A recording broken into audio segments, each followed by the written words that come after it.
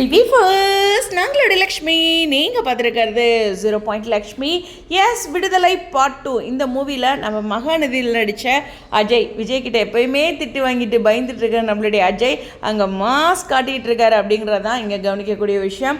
So ஒரு அழகான big போட்டு எல்லாருமே இன்றைக்கி நாளில் படம் ரிலீஸ் ஆகிறதுக்காக அவருக்கு பெரிய வாழ்த்துக்கள் சொல்லியிருக்காங்க. கண்டிப்பாக இந்த பிக் பார்க்கும்போது எனக்கு நம்மளுடைய பிரவீன் மெனட் சாருடைய மனைவி இது பற்றி சொல்லியிருந்தாங்க. பாஸ்கர் நடராஜன் பயங்கர டேலண்டான ஒரு ஆக்டர். அவருக்கு மகாநதியில் ஒரு சின்ன ரோல் தான் கிடைச்சிருக்கு. பட் ஆனால் இன்னுமே அவருக்கு பெரிய லெவலில் சீன்ஸும் கிடைக்கணும் இங்கேயும். அதே மாதிரி பயங்கரமாக பெரிய லெவலில் வருவார் பிக் ஸ்க்ரீனில் அப்படிங்கிற மாதிரி சொல்லியிருந்தாங்க. ஸோ அதை தான் எனக்கு நினைவுக்கு வந்துச்சு. உண்மையுமே ரொம்ப திறமையான நடிகர்.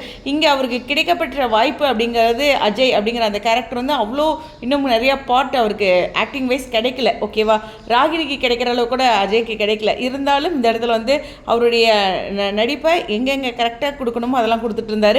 பட் சிறந்த நடிகர், கண்டிப்பாக வெள்ளித்திரையில் பெரிய லெவலில் ஷைன் ஆகக்கூடிய ஒரு நடிகர், அதில் எந்த ஒரு சந்தேகமும் இல்லை. ஏன்னா அவருடைய எக்ஸ்ப்ரெஷன்ஸ் ரொம்ப அழகாக இருக்கும்.